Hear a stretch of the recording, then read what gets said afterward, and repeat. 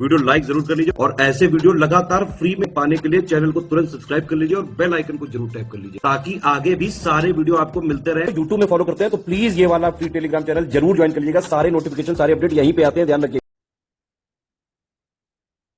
Hello everyone, welcome you all to study for civil services. अपनी date है आज 27 मार्च। होली का फेस्टिवल भी सबने मना लिया है, सबने।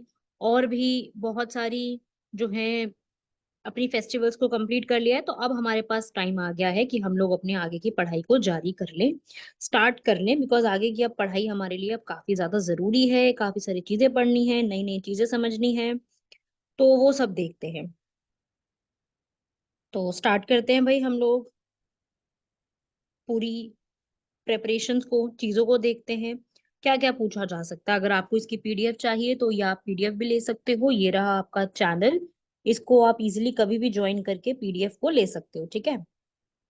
साथ ही साथ ये है हमारा टेलीग्राम चैनल, इस पे अपलोड की जाएंगी जो भी सारी चीजें रहेंगी वो आप यहाँ से ज्वाइन कर सकते हो, ठीक है। बाकी आज के हम लोगों के जो इम्पोर्टेंट आर्टिकल्स हैं वो हम लोग यहाँ पे देख लेते हैं कि कौन से हैं पहले हमारे इम्पोर्टेंट आर्टिकल्स। सबसे पहला है नॉर्थ अटलांटिक के बारे में, फिर बैंक के ऊपर पढ़ेंगे, बिहार का ग्रीन रेवोल्यूशन, ये तो बहुत ज्यादा जरूरी है क्योंकि अभी तो इतना ज्यादा न्यूज में चल रहा था ये। फिर नेवी से जुड़ी हुई चीजें हैं, और फिर ऑयल सेल्फ रिलायंस के ऊपर कि भाई हमारा ऑयल जो है उसमें हम कैसे आत्मनिर्भर बन सकते हैं। तो सबसे पहला देख लेते हैं भाई नॉर्थ अटलांटिक के ऊपर। डब्ल्यूएमओ ने यहाँ पर ग्लोबल क्लाइमेट रिपोर्ट शेयर करी है जिसमें उन्होंने हीटिंग एंड कूलिंग के ऊपर जो है वो कॉन्सेप्ट बताए हैं, ठीक है। हीटिंग एंड कूलिंग का यहाँ पर मतलब है कि प्रॉपरली जो भी इंडिया में यहाँ पर, मतलब इंडिया क्या, पूरे नॉर्थ अटलांटिक ओशन के अंदर जो भी यहाँ पर हीटिंग और कूलिंग होती है उसके ऊपर उन्होंने ये सब चीजें जो है वो एक्सप्लेन करी हैं। उन्होंने बोला कि भाई नॉर्थ अटलांटिक रीजन में काफी ज्यादा कॉन्ट्राडिक्टरी ट्रेंड्स चल रही हैं, ठीक है। तो वही चीजें हैं, जो एटमॉस्फेयर है और जो सारी चीजें हैं वो कूलिंग और उनकी अपग्रेड होना, वो चीजें, ठीक है। आप पढ़ सकते हो, सारी चीजें यहाँ पर लिखा भी हुआ है। एटलांटिक मेरीडोनियल ओवरटर्निंग सर्कुलेशन कहते हैं इसको। हिंदी इंग्लिश दोनों में यही नामों से इसको जाना जाता है। ओशन करंट्स में जब वाटर सर्कुलेट होता है, वार्म वाटर नॉर्थ की तरफ जाता है, कोल्ड वाटर साउथ की तरफ जाता है, ठीक है। तो ये है, इस तरीके से अब ये टिप कर रहा है। तो नॉर्थ अटलांटिक में काफी ज्यादा कोल्ड वार्म जो है वो देखने को मिल रहा है, और वहां का जो पूरा सब चीजें हैं उसमें कुछ ना कुछ जो है यहाँ पर चीजें चेंजेस के रूप में आ रही हैं।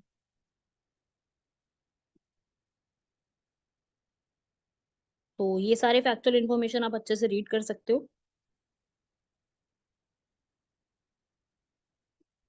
इसमें तो बेसिकली आपको जो लर्न करना है वो सी सरफेस टेम्परेचर्स के ऊपर ही पढ़ना है। सी सरफेस पे जो टेम्परेचर है, ठीक है, ये आप पढ़ सकते हो। ग्लोबल एवरेज उनका किस तरीके से हाई टेम्परेचर जा रहा है, जुलाई अगस्त और सितंबर में किस तरीके से रिकॉर्ड ब्रेक हुए। North Atlantic Gulf of Mexico regions में हुआ ये ट्रेंड आज भी जो है वो कंटिन्यू है, बहुत टाइम से देखने को आ रहा मिल रही है ये चीज। और आज भी ये चीज काफी ज्यादा कंटिन्यूटी में जा रही है, ठीक है। तो वही है जो मैं आपको यहाँ पे समझा रही हूँ, मतलब यही कॉन्सेप्ट आपको अच्छे से समझना है यहाँ पर भी।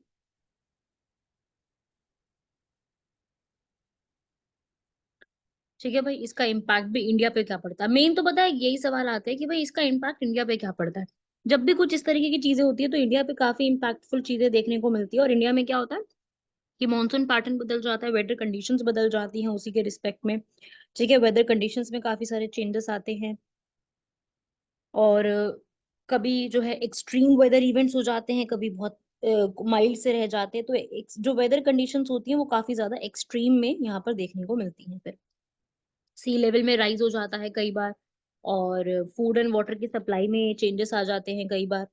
फूड और वाटर में कुछ ना कुछ हो जाती हैं, क्लाइमेट में जो है मॉडलिंग में चेंज हो जाता है, सस्टेनेबल प्रैक्टिसेस काफी सारा हो जाती है, इंटरनेशनल कोऑपरेशन, पब्लिक अवेयरनेस की जरूरत है जिसमें ये चीजों को सेट किया जा सके। तो करने के लिए तो यहाँ पर बहुत सारी ऐसी ऐसी चीजें हैं, आपको मैं बता रही हूँ जिस तरीके से। तो आपको बस मेन मेन यही सब चीजें याद रखनी है कि क्या क्या चीजें हैं, कैसे कैसे बात कॉन्सेप्ट है। कॉन्सेप्चुअल इन्फॉर्मेशन इसमें सीधी पूछी जाती है, ठीक है। तो आप इसको पढ़ सकते हो, और कॉन्सेप्चुअल इन्फॉर्मेशन को आपको एग्जैक्टली ऐसे ही लर्न करना है, ठीक है भाई। ये सारी बातें जो लिखी हुई हैं आपको इसी तरीके से लर्न करते हुए चलना है।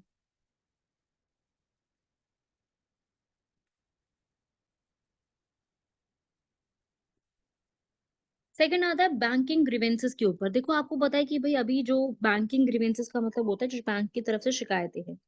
अब क्या हो रहा है इंडिया में कि मतलब पूरे इंडिया में ही आरबीआई ने जो ओम्बड्समैन स्कीम आई थी उसमें बहुत ज्यादा कंप्लेंट्स बढ़ती जा रही हैं। जो कंप्लेंट्स होती हैं वो काफी ज्यादा इंक्रीज होती जा रही हैं। ठीक है, तो रिजर्व बैंक की जो अप्रोच है उसके हिसाब से जो जितने भी यहाँ पर चीजें हैं वो सब इंक्रीज ही होती जा रही हैं। अ, उसमें जो भी एक अप्रोच होती है, तो अप्रोच यहाँ पर यही है कि आरबीआई ने जो है पहले की ओम्बड्समैन ओम्बड्समैन का मतलब होता है जो भी शिकायतें लेनी होती है, तो शिकायतों के ऊपर जो भी आरबीआई ने बहुत सारी चीजें थी उसको मर्ज कर दिया है स्कीम्स को। ठीक है, ओम्बड्समैन स्कीम 2006 वाली, 2018 वाली, 2019 वाली को मर्ज करके आप सिर्फ एक ही के तहत अब आरबीआई में जितनी भी कंप्लेंट है वो रजिस्टर करवा सकते हो। ठीक है, एक के ही तहत पूरी पूरी कंप्लेंट्स को यहाँ पर रजिस्टर करवाया जा सकता है। ठीक है, तो स्कीम में यही स्कोप रहता है कि जो भी हमारी इस स्कीम के अंदर नॉन बैंकिंग फाइनेंशियल कंपनीज होती हैं वो एक रोल प्ले करती हैं। 50 करोड़ से अबव का डिपॉजिट होता है, वन नेशन वन ओम्बड्समैन रहता है ताकि न्यूट्रल रहे सारी चीजें। ठीक है, तो ताकि हर एक को यहाँ पर एक्सेसिबिलिटी हो, मैकेनिज्म थोड़ा इजी रह जाए, पब्लिक अवेयरनेस में थोड़ी सी इंक्रीज हो जाए। समझ रहे हो? तो कंप्लेंट्स यहाँ पर ज्यादातर तो वही आती है कि जो है पेमेंट्स के ऊपर इशू हो गया, मोबाइल इलेक्ट्रॉनिक सिस्टम के ऊपर हो गया, फेयर प्रैक्टिसेस नहीं होती। कई बार तो 57% जितनी भी यहाँ पर चीजें हैं वो पहले सेटल डाउन कर दी जाती है, इजीली सेटल डाउन हो जाती है कई बार। और कई बार ऐसी चीजें सेटल डाउन नहीं होती, तो उसका डिस्ट्रीब्यूशन भी कुछ ऐसा ही है। अगर बात करें कि भाई कहाँ से सबसे ज्यादा आती है, कंप्लेंट सबसे ज्यादा आती है चंडीगढ़, दिल्ली, हरियाणा, राजस्थान और गुजरात में। सबसे कम आती है मिजोरम, नागालैंड, मेघालय, मणिपुर, अरुणाचल प्रदेश में। ठीक है, तो अर्बन एरिया में काफी ज्यादा स्ट्राइक रहता है इसका, जिसमें जो है ये आरबीआई को कंप्लेंट यहाँ पे देखी जाती है। सबसे ज्यादा कंप्लेंट किस चीज की होती है? वही सबसे बड़े तो वही फ्रॉड, ट्रांजेक्शन डिले हो रहा है, कम्युनिकेशन नहीं हो रही, पेंशन का काम नहीं आ रहा। सबसे बड़े तो यही चीजें जो है वो फ्रॉड के रूप में देखने को मिलते हैं। तो ये है चीजें जो कि सबसे ज्यादा देखने को मिलती है।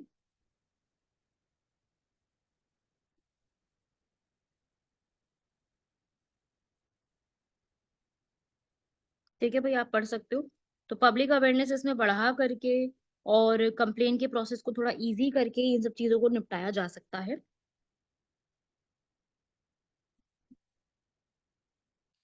इसमें आप रीड कर सकते हो कॉन्सेप्ट को।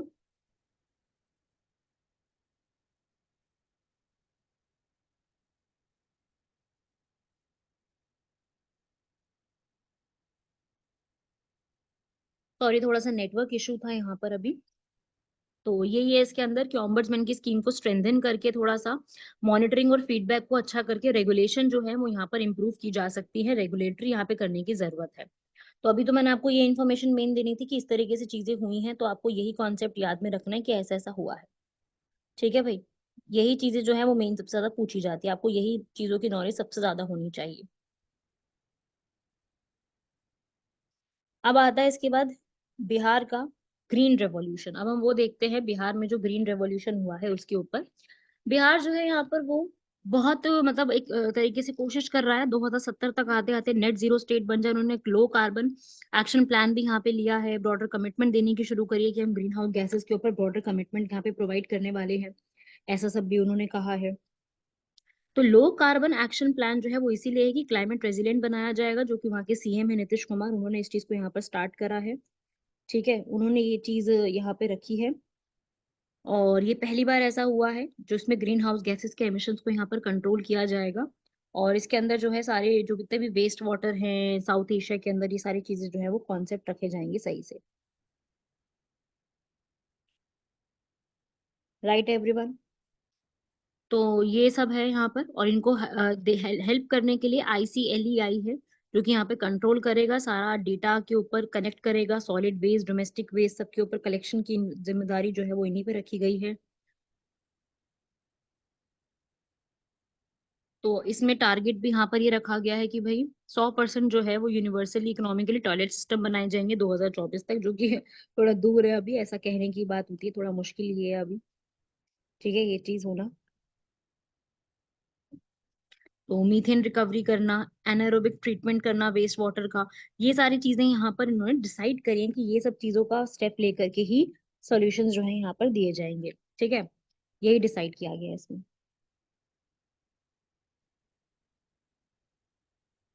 साथ ही साथ एनालिसिस वगैरह करके जितना भी ग्रीन हाउस गैसेस एमिशंस होता है बिहार के वेस्ट सेक्टर में वो बढ़ गया है। तो फ्यूचर प्लान्स यहाँ पर आज के टाइम पे, मतलब ऐसा नहीं कि केवल बिहार में ही है, ये इंडिया में भी बहुत सारी चीजें बहुत कई बार हो चुकी हैं। तो नेशनल ग्रीन हाइड्रोजन मिशन करके चल रहा है, उसमें भी ये चीज ली जाएगी, उसमें भी ये सब चीजें की गई हैं। और इथेनॉल ब्लेंडिंग प्रोग्राम चल रहा है, फेम इंडिया स्कीम चल रही है, फेम इंडिया स्कीम जो कि ईवीज को बढ़ावा देने के लिए, भारत स्टेज 4 करके स्कीम है। तो स्कीम्स तो देखो काफी सारी इसके ऊपर चल रही हैं।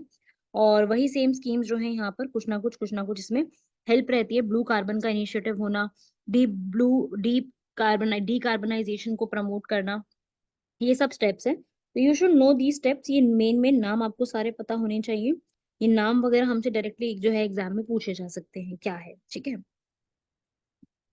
ऐसे अब आते हैं हम लोग इंडिया के नेवल एडवांसमेंट्स की तरफ। इंडिया की डिफेंस सेक्टर ने आत्मनिर्भर बनने के लिए खूब कोशिश करी है। अभी हम लोगों ने 13 मार्च को ही अग्रे और अक्षय करके जो है शिप्स को लॉन्च करा है, जिसमें चीफ मार्शल VR चौधरी जो है एयर स्टाफ के चीफ थे, यहाँ पर नीता चौधरी भी थी। तो अग्रे और अक्षय के नाम से यहाँ पर क्लास जो है शिप्स की यहाँ पर रखी गई है। तो ये प्रोजेक्ट जो है वो काफी सही तरीके से साइनिंग वगैरह यहाँ पर इसकी हो चुकी है। और इस शिप्स का जो डेजिग्नेशन है, वो डिजाइन जो तैयार किया गया वो एंटी सबमरीन ऑपरेशंस के रूप में तैयार किया गया है, ठीक है।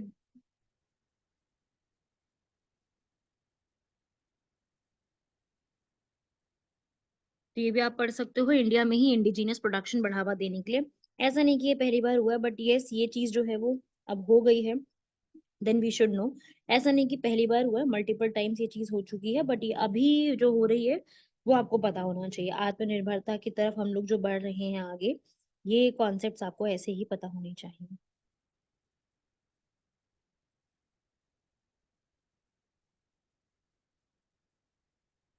आज का लास्ट टॉपिक आता है self oil oil self reliance के ऊपर, ठीक है। तो यहाँ पर ये इसी में ही है ये चीज कि इंडिया जो है पहला ऑयल प्रोसेसिंग यूनिट बना रहा है। और जो ये है कहाँ पर, oil processing unit Arunachal Pradesh में स्टार्ट किया गया है। वर्चुअली इसको जो है इसका उद्घाटन जो है किया गया वर्चुअल रूप में ही।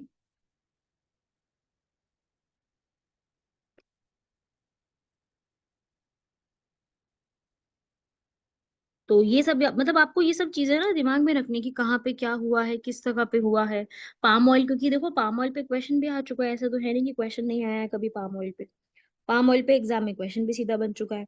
तो ऐसे ही क्वेश्चन एग्जाम में मल्टीपल टाइम्स पूछे जाएंगे आपसे, ठीक है। क्या है, किस तरीके से है, यही सब नाम जो है हमसे खूब खूब जो है एग्जाम्स में पूछे जाते हैं, नाम वगैरह पूछ लेते हैं वो लोग, ठीक है। तो ये चीज आपको अच्छे से लर्न करनी है।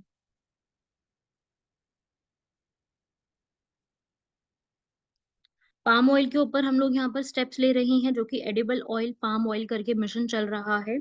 और पाम ऑयल की अगर मैं इंडिया में बात करूँ तो आपको पता है कि फूड में कितना ज्यादा यूज किया जाता है, नॉर्थ ईस्ट में सबसे ज्यादा ये चीज जो है वो पोटेंशियल है इसको ग्रो करने का। इंडिया यहाँ पर 100 करोड़ रुपए से ज्यादा इन्वेस्ट कर चुका है, मतलब कि रीजन के अंदर। और ज्यादा असम और अरुणाचल प्रदेश में इसको किया जाएगा। अरुणाचल प्रदेश में पाम ऑयल की कल्टीवेशन जो है वो आइडेंटिफाई कर दी गई है कि वहीं पर सबसे ज्यादा किया जाता है। तो ये पाम ऑयल विजन जो है ये इसी तरीके से एक एग्जिस्ट करती है चीज, आपसे ये डायरेक्टली पूछा जा सकता है। इसकी काफी सही अप्रोच रहती है इसको ग्रो करने के लिए, ठीक है भाई। ये आप रीड कर सकते हो। 3F पाम ऑयल स्ट्रैटेजी कहते हैं इसको। अक्षय केंद्र इसके लिए स्टैब्लिश किए गए हैं, इसी को प्रमोट करने के लिए। मोबाइल एप्लीकेशंस लॉन्च की गई हैं इनको प्रमोट करने के लिए। सो ये हैं, ये कॉन्सेप्ट्स हैं जो आप इसमें रीड आउट कर सकते हो एग्जाम के लिए, ठीक है भाई। ये आप पढ़ लो, इसके फ्यूचर प्लान्स भी हैं आगे आगे आने वाले में। आंध्र प्रदेश, कर्नाटका, छत्तीसगढ़ में भी इनको ग्रो किया जाएगा। अभी तो ये यहाँ पर है ही, उसके अलावा भी और जगह पे इसको अच्छे से ग्रो जो है वो किया जाएगा। तो इसकी डोमेस्टिक प्रोडक्शन भी इंक्रीज की जाएगी, इसमें और ज्यादा भी डोमेस्टिक प्रोडक्शन को भी इंक्रीज किया जाएगा।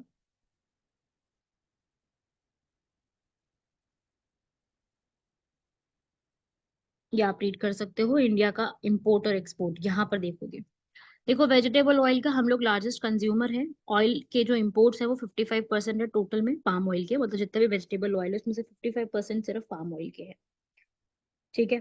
उसके बाद इंडिया का एडिबल ऑयल इंपोर्ट अगर है तो वो भी क्रॉस कर चुका है काफी ज्यादा। तो एडिबल ऑयल पाम ऑयल जो है इसका जो है इसको और इंक्रीज करने की बात की गई है। प्रोडक्शन जो है वो कंट्री की और इंक्रीज की जाएगी, ताकि हम लोग इम्पोर्ट पे अपनी डिपेंडेंसी को बढ़ा करके हमारे फार्मर्स की हेल्प जो है यहाँ पर वो कर सकें। ठीक है, तो ये स्टेप्स इसके अंदर जो है वो लेने की बात यहाँ पर गवर्नमेंट द्वारा की गई है। तो यही है इन मिशन का काम। ठीक है भाई। बाकी आज का IRDAI करके जो है एक पूरा कॉन्सेप्ट है, स्टैट्यूटरी बॉडी है IRDAI। आप लोगों ने नाम तो जरूर सुना होगा IRDAI का। ठीक है, ये भी एक नाम तो मतलब आप लोगों ने इसका जरूर ही सुना होगा। इंश्योरेंस को पूरा रेगुलेट करती है इंडिया में IRDAI। तो IRDAI जो है वो किस तरीके से काम करती है? IRDAI 1999 में बनी थी। ठीक है, ये फाइनेंस मिनिस्ट्री के अंडर काम करती है, जिसने अभी बीमा ट्रिनिटी करके लॉन्च किया। ट्रिनिटी का मतलब है बीमा सुगम, बीमा विस्तार, बीमा वकस। ठीक है, तो इस तरीके से वाहक करके इन्होंने स्टार्ट करा ताकि इंश्योरेंस एक्टिविटीज को प्रमोट किया जा सके। उन्होंने बोला कि 2047 तक आते आते हम लोग प्रॉपर सभी लोगों को यहाँ पर पूरी तरीके से जो है वो क्या प्रोवाइड करने वाले हैं, बीमा की जो पूरी सुविधा है वो करने वाले हैं प्रोवाइड। ठीक है, तो ये इन्होंने यहाँ पर कॉन्सेप्ट के लिए बोला है, जो हम लोगों को एग्जैक्ट यही सेम चीज पता होनी चाहिए। ठीक है, आप रीड कर सकते हो ये सारे। बढ़ते हैं हम लोग आज के क्वेश्चन की तरफ। सेवी के बारे में, जैसे हमने IRDAI पढ़ा, IRDAI भी एक इस तरीके से, ये ऐसे ही हम लोग यहाँ पर ये पढ़ रहे हैं, जिसका नाम है सेबी। ठीक है, अब सेबी यहाँ पर हम लोग देख लेते हैं सेबी के बारे में कुछ कुछ चीजें। देखो भाई, जो सेबी है ये पूरी की पूरी रेगुलेटरी बॉडी है, जो कि रेगुलेट करती है हमारे पूरे सिक्योरिटीज एंड एक्सचेंज को। ठीक है, जितना भी होता है ना इस तरीके का मार्केट, तो सेबी यहाँ पर जो है इंडेक्स प्रोवाइडर्स, इंडेक्सेस वगैरह को देखती है। और ये जो है मतलब ये पूरी तरीके से सब चीजों को मैनेज करने के लिए रिस्पॉन्सिबल है। स्टैटिस्टिक्स में मेजर्स वगैरह यूज करती है। ठीक है, वही है इसके अंदर भी आपको जो पता होना चाहिए। ठीक है, लास्ट आज का हमारा क्वेश्चन है ब्लू लीडर्स अलायंस। अच्छा, अगर आप लोगों ने ये वाला नहीं सुना है तो मैं आपको यहाँ पर समझा देती हूँ कि ये ब्लू लीडर्स अलायंस है क्या। ब्लू लीडर अलायंस एक ऐसा अलायंस है जो कि 30% ग्लोबल ओशन का जो पूरा सिस्टम है उसको प्रोटेक्ट करने की बात करता है। वही है ब्लू, मतलब कि यहाँ पर जितना भी ओशन का काम है उसको प्रोटेक्शन की बात कर रहा है, जो कि 2019 में स्टार्ट हुआ था। ये पूरा इनिशिएटिव स्पेन मैड्रिड में स्टार्ट किया गया था ब्लू COP के नाम से। इंडिया इसका मेंबर नहीं है। ठीक है, इंडिया अभी इसका मेंबर नहीं है। टोटल इसके अंदर अभी 24 कंट्रीज हैं, जो कि पूरे मरीन इकोसिस्टम को क्लीन करने के लिए, उसमें स्टेप्स लेने के लिए यहाँ पर एक तरीके से साथ में जुड़े हुए हैं। ठीक है, तो ये था ब्लू लीडर्स अलायंस। इसके बारे में आप लोग जरूर रीड कीजिएगा, ताकि हमारे सस्टेनेबल डेवलपमेंट गोल्स को भी यहाँ पर प्रमोट किया जा सके। ठीक है, ये ओशंस को रिस्टोर करने के लिए किया गया है। और ये जो है मतलब वो है ना, रॉब एंड मिलानी वॉल्चन फाउंडेशन, उन्होंने स्टार्ट करा है। ओशन के एरिया को कंजर्व करना है, 5% वर्ल्ड के ओशन को 5 सालों में कंजर्व करके रखना है। अलग अलग लोकेशंस पे इसको बनाया गया है। लोकल कम्युनिटीज और लीडर्स की हेल्प से इसको कंप्लीट किया जाएगा। तो ये सारे कॉन्सेप्ट है जो आप लोगों को एग्जैक्टली ऐसे ही लर्न करने हैं, राइट। तो ये आप लोग लर्न कीजिए। बाकी मिलते हैं आप सभी लोगों से नेक्स्ट लेक्चर में। तब तक के लिए धन्यवाद, शुक्रिया, जय हिंद। हेलो।